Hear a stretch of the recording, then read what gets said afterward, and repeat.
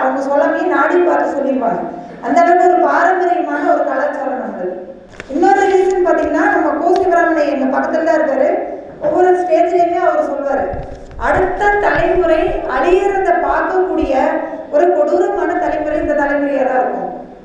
அதாவது என் பேரன் இறந்துட்டான், என் பையன் இறந்துட்டான் அப்படிங்கிறத இந்த தலைமுறை மட்டும் தான் காதில் கேட்குறாங்க.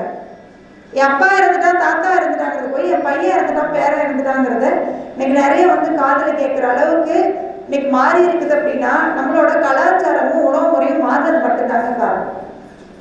இதை காப்பாற்ற வேண்டிய ஒரு பெரிய கடமை நமக்கு இருக்கு.